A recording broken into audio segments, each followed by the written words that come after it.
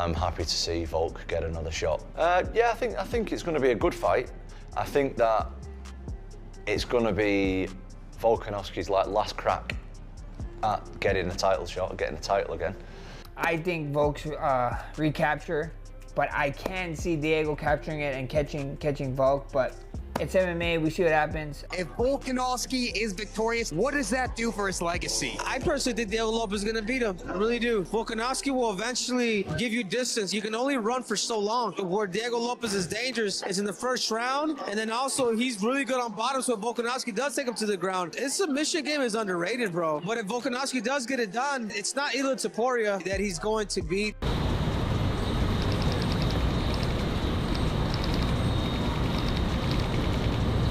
Alexander Volkanovski is confident of his victory at UFC 314, and he is planning to go for another title run after beating Diego Lopes. Volkanovski already has a very great career, but he has no plans to stop, and he will go for another title run. You know, it's going to be pretty hard to beat my resume, you know, especially with the title defenses and the people I've beat, you know, two-time champion, things like that. I think it's going to be very, very hard to top that. So that's what I plan on doing. You know, if people don't think I'm that guy yet, they will in time to come, because I plan on having another title run this weekend, after this weekend. On the other hand, Diego Lopes said he would take whichever opportunity presented itself first. With heavy hands capable of putting his opponent down and dangerous jiu-jitsu both on top and on the bottom, he expressed confidence in his ability to finish the fight. Acknowledging that his opponent had never been finished on the ground and possessed strong ground defense, he pointed out that others had still managed to lock in submissions against him. Diego Lopes said, "I think whichever opportunity shows up first. I have heavy hands to put him down, and my jiu-jitsu is also dangerous, both on top and on bottom. We've seen that he obviously hasn't been finished on the ground. He has really good ground defense, but guys have been able to lock submission on him. I think I just need one opportunity to finish." Lopes knows he's facing an all-time great in UFC featherweight history. A win over Volkanovski would do wonders for his legacy and fighting career. Lopes is confident he'll win the belt, but knows there will be plenty of work to do afterwards. Lopes explained, "I'm still missing the trajectory because of the record I have, the little time I have in the UFC, and how quickly things have developed for my career. I think time will tell, but I'm going to work hard to be one of the greatest in the division." Alexander Volkanovski is pretty confident for his victory as he dismisses all the curses and narratives before his fight with Diego Lopes. He thinks this is now the biggest fight of his career as he is coming from two big defeats. He knows that it's not easy to return from situations, and he has never taken such a big break in his career before. Volkanovski is excited to make a grand comeback and silence everyone who is doubting him. Coming into this fight, you know, a lot of narratives, you know, the 35 or older one that's been discussed before, fighters who come into title fights off back-to-back losses, 1-5, never won an undisputed title. Randy Couture got an interim belt in that spot, and then some people seem to think the training videos with Nina Drama have a bit of a connotation to them. If you overcome all of that and win, is this your greatest achievement on Saturday? Well, it is the greatest achievement. Just look at it. I've never been in this situation before, right? I've never come off such a big break. I've never come off 2 losses. So it's definitely the biggest fight. It really is the biggest fight of my career, you know, and you know, everyone's going to go, "Oh yeah, like you've done enough," but I haven't. I can do a lot more, and it starts this weekend. The UFC heavyweight interim champion, Tom Aspinall, thinks this fight at UFC 314 is going to be the last chance for Alexander Volkanovski to once again become the champion. According to Aspinall, Volk might not get a title shot again after this fight, so he has to give his best in this fight. Aspinall is excited to see the clash of Lopes and Volkanovski, as he feels both are among the best fighters of the 145 weight class. I'm happy to see Volk get another shot. Yeah, I think it's going to be a good fight. I think that it's going to be Volkanovski's last crack at getting a title shot, getting a title again. But it's interesting to see where Volkanovski's at, because that guy can seriously get down in there and get after it. And from what I've seen, so can Lopes. So I think it's a good scrappy featherweight fight that I'm looking forward to. The former featherweight champion Max Holloway expressed his thoughts about the Alexander Volkanovski versus Diego Lopes fight. He shared the possible ways both Volkanovski and Lopes would win this fight. According to Holloway, Volkanovski can only get back his belt by regaining his old form where he was at his prime, smashing his opponents every time. There's only two ways I see this fight going. If Alex be the winner, I think he goes to vintage Alex, you know, stick and move, pop shot, and enterprise leg kicks, maybe grapple, maybe against the fence, some dirty boxing against the fence, you know, and he ekes out a decision, you know, maybe a unanimous decision. Holloway also talked about the skills of Diego Lopes. He acknowledged the remarkable speed of the Brazilian fighter and said he is a major threat for Volkanovski at UFC 314. Max thinks the only chance for Diego to win is by finishing the fight within the first 3 rounds, otherwise things can turn very quickly. Or if Diego wins, it's within the first 3 rounds, bro. I think Diego catches him. Diego likes to, bro, he starts, like, he comes at you, off, you know, like 100 miles per hour, bro. He comes at you, you know, and he's like a crazy train. He's like a train flying off the tracks, bro. He comes running at you, punching at you, so. Max Holloway further talked about the major problem for Alexander Volkanovski in this fight. He believes that the initial couple of rounds could be very difficult for Volkanovski, and if he manages to survive them, then he has a great chance to get back his belt. The former champion feels Diego Lopes can catch Volkanovski at UFC 314, but the former champion is still leaning towards Alexander Volkanovski to get his hand raised on April 12th. The most dangerous part for this fight is definitely the first 2 rounds for Volk, maybe 3. But if Volk goes to vintage Volk, sticking and moving, leg kicking, being smart, you know, getting him against the cage, ground and pound him, maybe even take him down here and there, you know. At the end of the day, I think Volk's recapture, but I can see Diego capturing it and catching Volk, but it's MMA, we see what happens. Brendan Schaub and Brian Callen talked about the main event of UFC 314. Brian feels this fight will be the biggest test of Diego Lopes' career. Both Schaub and Brian admit that this won't be an easy fight for Diego Lopes, as he is a young fighter, and he can put the 36-year-old fighter in big trouble on April 12th. According to them, speed will play a key role in this fight, as no other fighter in the history has won the featherweight or lightweight belt after turning 35 years old. Volkanovski, Diego Lopes. I'd say this is Diego Lopes' biggest test, right? Yeah, not even close. Yeah. Tough fight for Volkanovski. I think he's more skilled. It's just he's 36. Yeah, new blood. That's tough. No one's ever captured the title after 35. Yeah. Never. Is that right? At 45? Never. Oof. 45 and 55, never. Oof. And it's just because speed makes such a difference in that weight class. Henry Cejudo, reflecting on the main event, seemed almost at a loss for words as he began sharing his thoughts on the matchup between Alexander Volkanovski and Diego Lopes. He noted that since Ilia Topuria had exited the division, Volkanovski had hit a rough patch, losing his last 3 fights. In contrast, Lopes was making his way up the ranks, though Henry pointed out that while Lopes had beaten Brian Ortega, he hadn't really faced or gone through the top contenders. Despite this, Henry didn't criticize the matchmaking, acknowledging that the UFC had to move forward with what was available. I'm like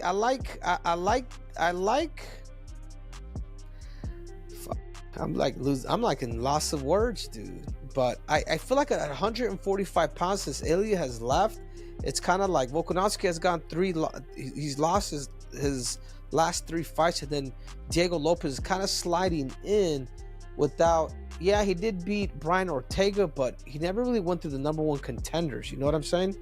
But I'm not mad at it. I mean, it is what it is. The UFC had to do what they had to do, but I can see Diego Lopes. I can see Diego Lopes either knocking Volkanovski out or potentially putting him in a submission, bro.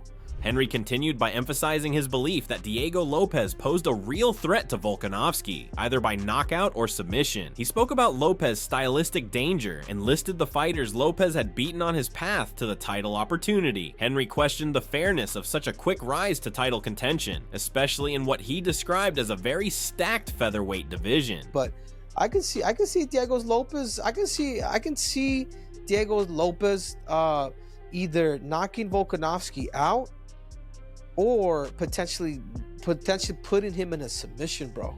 Like, I really do. I think stylistically, man, look, but then again, man, look at Diego Lopes, bro. Like, for him to get to a title, let's go over it real quick. Gavin Tucker, Pat Sabatini, Sadiq, Dan Ige, and then boom, he beat Brian Ortega to get to the title. Like, you know what I'm saying? Do you think that's fair, Kamaru Dean, in a very stacked weight class? Kamaru Usman shared that he wasn't concerned with the fairness of how someone earns a title shot. With the featherweight title now vacant, he explained that the division needed to turn to the top contenders. He pointed out that Diego Lopes, currently one of the hottest fighters in the division, was the logical choice for the title shot against the former champion Alexander Volkanovski. Listen, I'm not the police on fairness, getting to the title or not. All I know is, hey, we have a vacant, because we have a staple, we have a champion in this featherweight division that you know is the champion, that is stopping dudes, that has put his flag down. I run this weight class, but he has vacated that. And so now with the vacated title, you know, it's not, you got to go to the top two guys at the division. The hottest guy, arguably right now in that division, is Diego Lopes.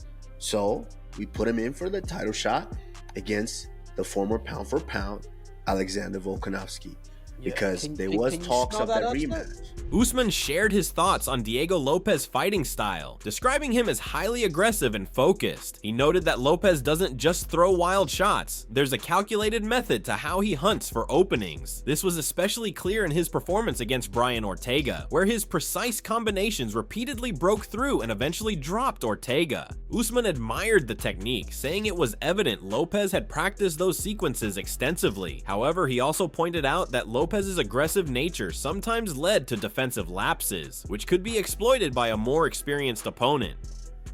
Diego Lopes, I like he's ultra aggressive, and he's ultra aggressive in looking for what he wants and finding the shot. And there's a method to it as well, because of the way that he put it on Brian Ortega.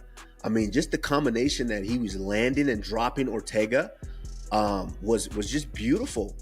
And you could tell that's something that he's drilled for a long time. But in him being ultra aggressive, I do think that Diego Lopes does make some mistakes. Usman shifted the focus to Alexander Volkanovski. He praised his technical skill, especially as seen in his fights with Max Holloway. He noted that while Volkanovski might not seem extraordinary at first, a deeper look reveals his ability to break down opponents with precision and angles. Despite recent losses, Usman believes that if the focused and sharp version of Volkanovski shows up, he has the tools to beat a young, aggressive fighter like Diego Lopes. He confidently picked the former featherweight champion to win. And Alexander Volkanovski, I mean, you look at those trilogy fights that he had with Max Holloway. Alexander Volkanovski is a technician. Like, I'm like, why is he so good? When I see him, and I'm like, he's great, he's good, but why is he that great? But then you really watch him and you break him down. He's a technician with the way that he's able to kind of break a guy down, you know, find the angles. If that same Alexander Volkanovski steps in here, I mean, like you did mention, he is 3 for 4. He's had lost 3 of his last 4. But if that Alexander shows up and he's still motivated, I don't see how he doesn't get it done over a young, aggressive guy like Diego Lopes. I don't see how he doesn't get it done. So I'm going to go with Alexander Volkanovski here. Henry disagreed with Usman, pointing out that knockouts have lasting effects. The body instinctively protects itself after trauma, which could work against Volkanovski. He argued that Diego Lopes is dangerous everywhere, especially given how he overwhelmed Brian Ortega. Henry warns that even if Volkanovski takes the fight to the ground, he might be walking into danger against someone as aggressive and versatile as Lopes. Okay, I would 100% disagree with you, but it's this. Ding, ding, ding, ding, ding, ding. Like, you remember, like a knockout, when you get knocked out, it's the body protecting itself from saying, hey man, like I got to protect myself from danger, so I'd rather go out. So it's not up to Volkanovski now. Like once you get clipped like that and you're out, like his body's just gonna boom react. It's gonna protect itself. And Diego Lopes, dude, what he was able to do to Brian Ortega, bro, and put the hands on him, how he did, and Volkanovski, and he can transition from his submission game. He knows how to go from, he knows how to transition that shit very, very well. Tim Welch is excited about this fight between Diego Lopes and Alexander Volkanovski. Sean O'Malley's coach revealed that he has taken a lot of interest in the fights of Diego Lopes recently, and he is impressed with his skills. Welch also talked about the former champion Alexander Volkanovski. He is hoping that Volkanovski has recovered and learned from his past mistakes and will regain his old form at UFC 314. We got Volkanovski versus Diego Lopes. I'm excited for it. I've been watching a little bit of Diego Lopez's vlogs. He's just a big, stout dude. When he throws his punches, he throws to kill you. I'm curious to how Volk comes out. How has his mind been? Was he really demoralized from these last couple losses, or is he going to come back and be the same Volk that we know? MMA Guru believes the main event of UFC 314 is very tricky, and he is expecting a close fight. According to the MMA Guru, Volkanovski is among the best fighters, but he should not underestimate Diego Lopes. MMA Guru predicts a second-round knockout victory for Alexander Volkanovski on the upcoming Saturday night. This matchup is very tricky. I think Volkanovski is the better fighter, but Lopes is so dangerous. I can see Volk winning until a second-round Lopes TKO finish. The former UFC referee John McCarthy shared his thoughts about the Volkanovski versus Diego Lopes fight. He believes this is going to be an interesting fight and predicts the strategy for both fighters to win this fight. John McCarthy stated, "Such a good matchup. Volk needs to survive through the early rounds, and Diego has to show he can play with the big boys in the championship rounds. Diego wins early, Volk wins late." Although Volkanovski is the experienced guy, there are still a lot of pundits who are questioning the former UFC champion's form after suffering back-to-back knockout losses. However, Alexander Volkanovski's coach, Joe Lopes, is not surprised that his fighter is being counted out. Joe Lopes told Submission Radio, "Nah, not surprised at all. You're always as good as your last fight, you know? And he didn't do too good in his last fight. So obviously he's gonna be the underdog. People write him off, but look, we've always liked being the underdog and people doubting us right from the beginning. You know, if anything, that just spurs Alex on more and makes him more determined to win." Joe Lopes also talked about the skill set of Diego Lopes. He acknowledged the power and speed of the Brazilian fighter and admits that he is a tough competition. Joe Lopes said, "He's unconventional, he just throws and he's not calculated, but he's powerful, and if he gets you on that back foot, he's gonna come forward hard and fast. If you get caught, you get caught, you know. He's caught a lot of good guys with it, so you can't take that away from him."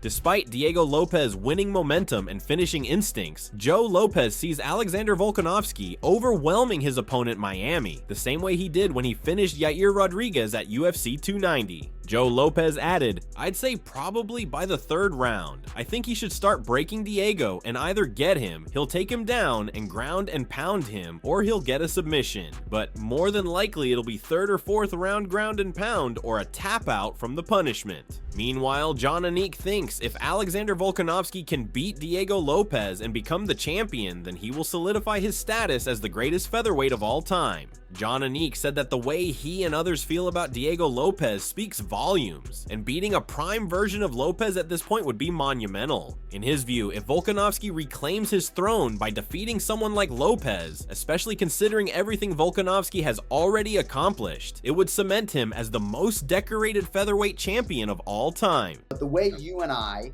and others feel about Diego Lopes, and I'm inferring there, right? Beating a prime Diego Lopes right now to regain the throne on the back end of everything that Volkanovski has done, for me, would make him cemented as the most decorated featherweight champion of all time, right?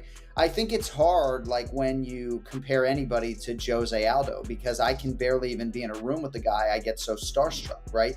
And I've called basically Volk's entire career. John Anik believes that Alexander Volkanovski will look to revive himself at UFC 314, especially after getting knocked out in his previous 2 fights. He thinks he will have a tough challenge now, as he is not only facing a strong opponent, but the stats are also against him. According to John Anik, no fighter has won a title fight after coming from 2 consecutive defeats. John Anik said, "Volkanovski will look to rebound after back-to-back knockout losses to UFC lightweight champion champion Islam Makhachev and Topuria. Not only is he up against the statistic of fighters being 35 and older having a low win percentage, but fighters entering title bouts off back-to-back losses are 0-5. Jon Anik further said that he is excited for this fight as he wants to see which version of Alexander Volkanovski shows up at UFC 314. He noted that one segment of fans and pundits believes the time off will lead to a refreshed prime Volkanovski stepping into the octagon, suggesting that perhaps he hasn't accumulated as much wear and tear as others in the sport. On the other hand, Jon Anik acknowledged there's another group that feels Volkanovski may be entering the twilight of his career, hinting at questions surrounding how much he has left in the tank.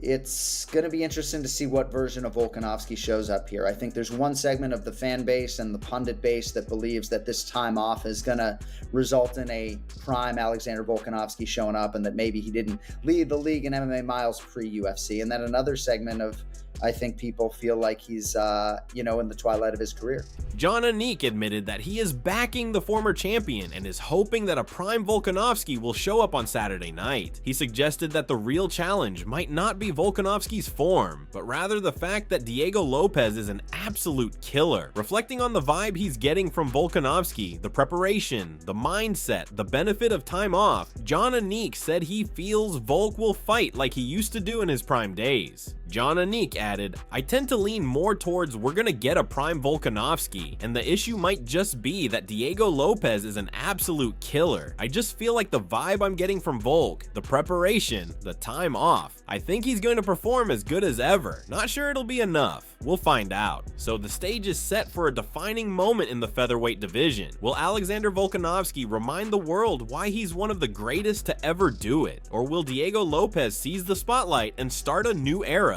With legacy, momentum, and the future on the line, this is more than a fight. It's a turning point in featherweight history.